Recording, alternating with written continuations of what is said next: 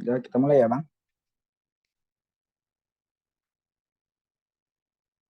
Oke Bang, oke.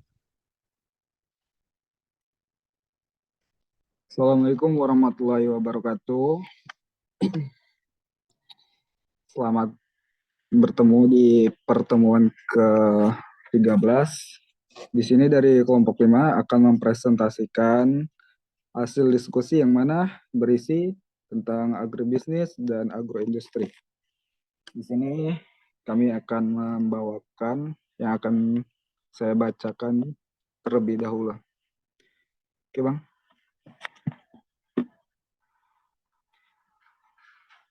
Di slide yang pertama ini ada pengertian dari usaha tani dan pengertian dari agribisnis. Usaha tani adalah suatu usaha bisnis atau farming is a business.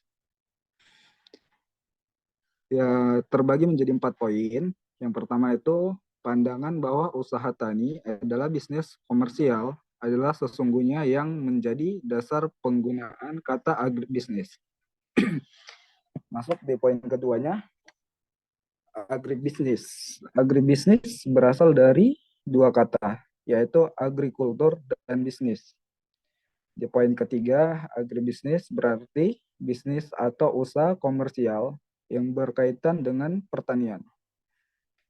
Lalu di poin keempat ada agribisnis tidak hanya mencakup pertanian atau farming,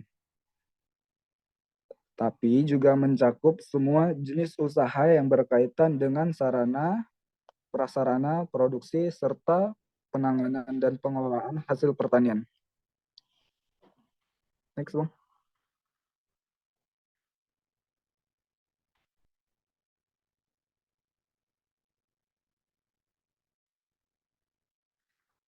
Uh, di slide selanjutnya di sini kami akan menjelaskan paradigma agribisnis. Usaha tani adalah bisnis sehingga bertujuan mencari laba, sehingga harus dikelola secara rasional. Artinya menggunakan input secara optimal dengan memperhatikan teknologi dan harga. Selanjutnya, perancangan usaha tani harus berorientasi pada pasar output dengan mempertimbangkan pasar input. Di sini dapat kita simpulkan, petani adalah seorang manajer usaha bisnis otonom, dalam arti bahasa mengambil keputusan berkaitan dengan penetapan jenis komoditas yang diusahakan, target, volume produksi, serta komposisi input yang digunakan. Lanjut, Bang. Di sini di pembahasan agribisnis ada beberapa sistem, yaitu sistem agribisnis. Perpaduan saling tergantung seluruh usaha agribisnis yang berada dalam rantai pasok input, usaha tani, dan rantai pasokan output, jasa layanan, serta infrastruktur dan regulasi penunjangan. Berikut adalah tampilan diagram sistem agribisnis, di mana agri-industri hulu, agri-service atau jasa. Nah, di sini ada 3 bagian, yaitu input, proses, dan output. Nah, yang bagian proses terbagi menjadi 3, yaitu agri produksi atau produksi produk primer pertanian, peternakan, perikanan, dan kehutanan. Ya, selanjutnya agri industri hilir, added value generator. Yang ketiganya agri niaga atau jasa distribusi marketing. Lalu ada yang poin ketiganya yaitu output atau produk agribisnis. Produk agribisnis terbagi menjadi beberapa jasa, diantaranya pangan, sandang, papan, obat-obatan, energi, kosmetik, dan lain-lain. Next, Bang.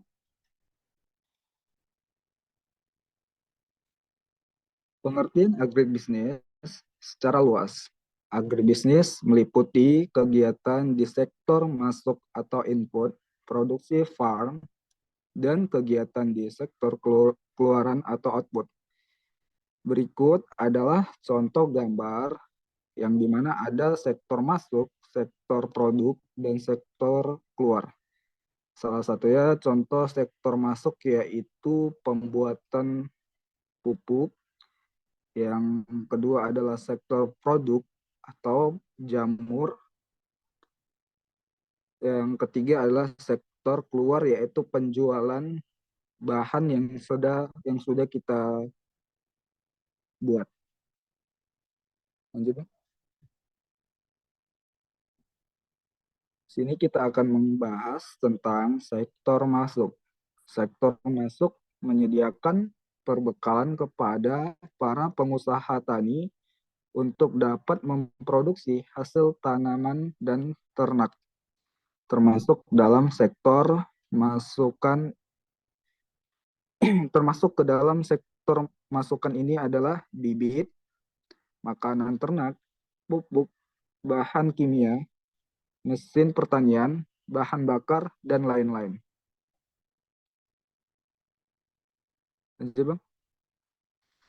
Selanjutnya ada sektor produksi usaha tani. Apa sih itu sektor produksi usaha tani?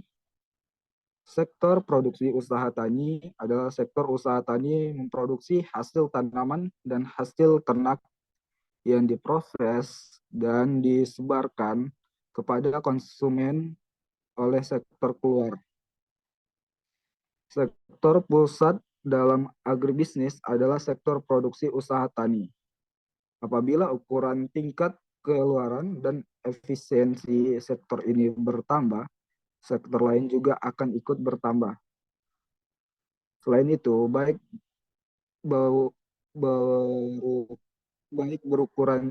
ukurannya sektor ini, baik ukuran sektor ini akan berdampak pada langsung terhadap sistem keuangan sektor masukan dan sektor keluaran agribisnis. Termasuk sektor produksi ini adalah padi, palawija, sapi, domba, dan lain-lain. Next, Bang. Selanjutnya ada sektor keluar.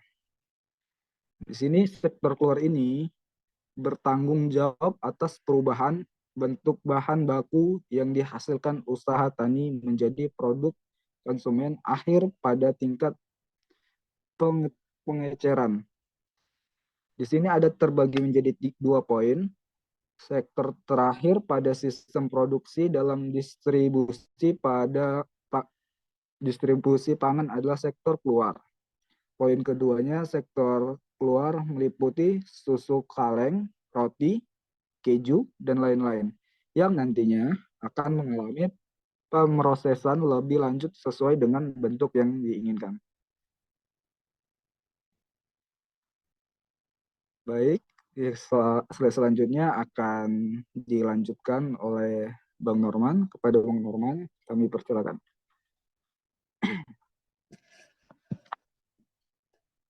Baik, terima kasih, Bang.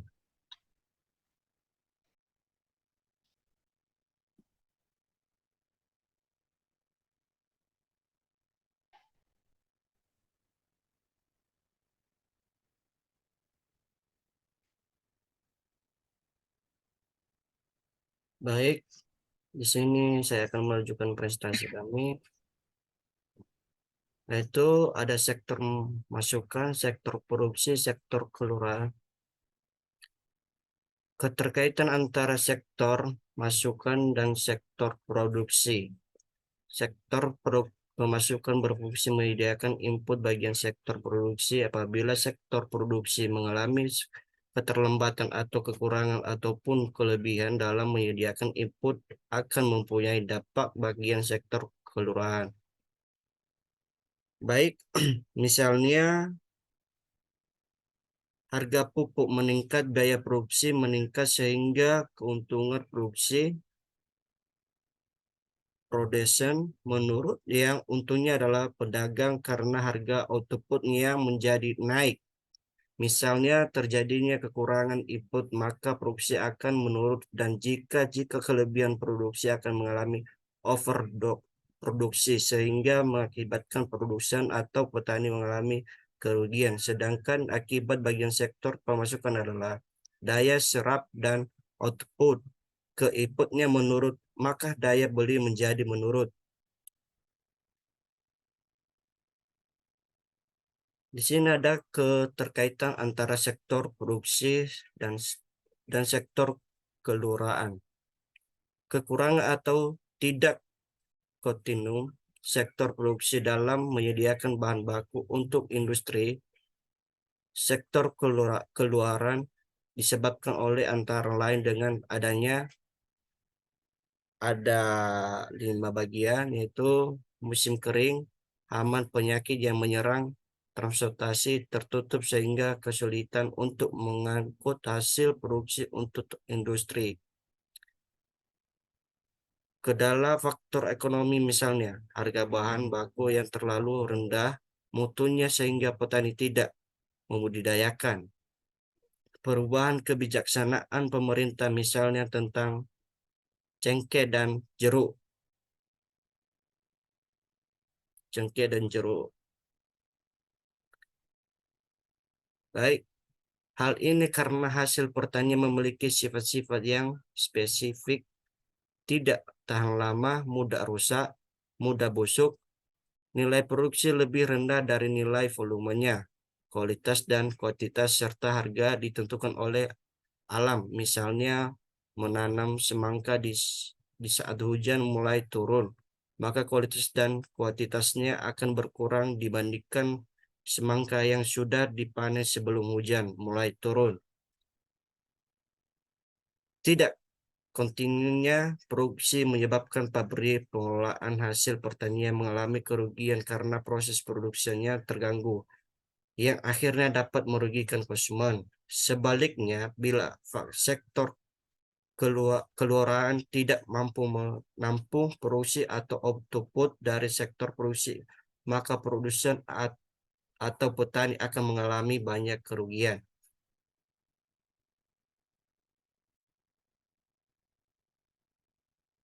Keterkaitan antara sektor kelurahan dan sektor pemasukan. Dampaknya atau pengaruhnya tidak begitu langsung. Untuk menghasilkan kelurahannya dengan kualitas baik harus didukung sektor masukan yang mampu menghasilkan kelurahannya sesuai kebutuhan konsumen. Contohnya seperti dari hasil pertanian, perubahan ketelan diolah menjadi mie ayo sehingga dapat mengaruhi secara tidak langsung pada sektor kelurahannya, misalnya pemasaran. Jika produksi setelah menurun akan mengaruhi produksi mie ayo dan pemasaran menurut. Demikian sebaliknya jika produksi setelah meningkat secara tidak langsung pemasaran mie ayo dari hasil olahan setelah akan meningkat. Pengembangan agribisnis harus dikembangkan secara menyeluruh, artinya ketiga sektor tersebut harus diperhatikan keseimbangannya dan harus dikuasai.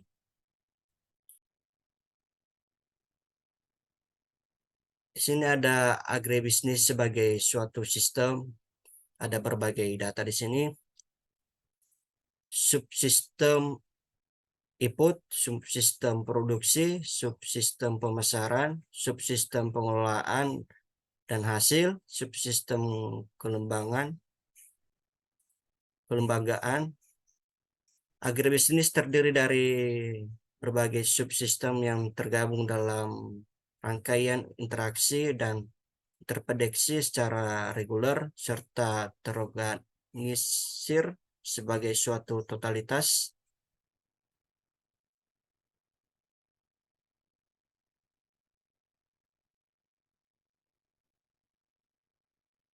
Agribisnis merupakan unsur secara teratur saling berkaitan sehingga membutuhkan suatu totalitas. Nah, subsistem agribisnis ini ada berbagai macam, yaitu ada 5. Satu, pedagang seprotan, budidaya pertanian atau usaha tani, agroindustri, hasil pertanian, faktor-faktor hasil produksi dan hasil olahan. Subsistem jasa, service subsistem. Satu, subsistem faktor input pertanian, input faktor subsistem, subsistem produksi pertanian, produksi subsistem, subsistem pengelolaan hasil, pertanian produksi subsistem, subsistem pemasaran, marketing subsistem, subsistem kelembagaan penunjang, sporting institution subsistem. Nah, di sini ada pengertian fungsi agribisnis, rangkaian fungsi-fungsi kegiatan untuk memenuhi kegiatan manusia. Yaitu subsistem agribisnis mencangkup 3 aspek utama, yaitu aspek pengelolaan usaha produksi pertanian, pangan, horti, perkebunan, peternakan, perikanan. Ada yang kedua, aspek produksi menunjang ke para pasca panen, industri hasil pupuk, bibit unggul, dan lain-lain. 3, aspek sarana penunjang, perbankan, pemasaran, penyuluhan, penelitian. Pengertian struktur agribisnis tidak hanya mencakup bisnis pertanian yang besar, tapi skala kecil dan lemah pertanian rakyat. Kumpulan unit usaha atau basisnya melaksanakan fungsi-fungsi dari masing-masing subsistem. Nah, di sini ada ruang lingkup agribisnis, ada berbagai bermacam data atau strukturnya. Agribisnis ada terbagi 4, menyediakan input dan sarana produksi, usaha tani, produksi komoditi pertanian, penanganan pasca panen dan pengolahan, distribusi dan pemasaran.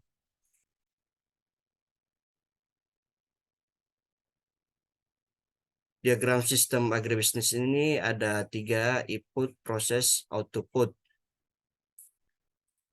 Yaitu ada input, proses, output. Ada berbagai macam cabang, yaitu input agribisnis hulu, agriservice jasa, proses produksi primer, pertanian, peternakan, perikanan, kehutanan, agriindustri hilir, ad volume, ginator, agriniaga, jasa distribusi, marketing. Output yaitu produksi agribisnis pangan, sandang, papan, obat-obatan, energi, kosmetik, dan lain-lain.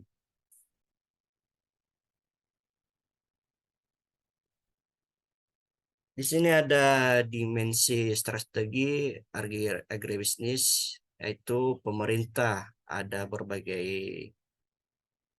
macam, yaitu lembaga penduduk dan perdagangan, lembaga penelitian, lembaga swadaya masyarakat. Di sini ada berbagai 2 macam, yaitu berbagai sumber daya. 1, pemasukan input produksi, pertanian, industri pengolahan, distributor, dan konsumen. Yang kedua, berbagai tujuan, kualitas dan produktivitas, kemampuan dan berinovasi, respon konsumen yang efisien, keamanan dan reliabilitas.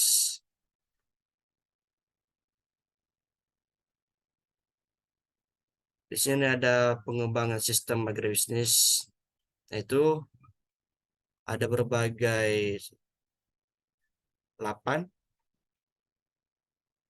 keragaman jenis, peningkatan mutu, batas jumlah, kesesuaian tempat, kemasa, pengangkutan, mekanisme pemasaran, kesesuaian waktu.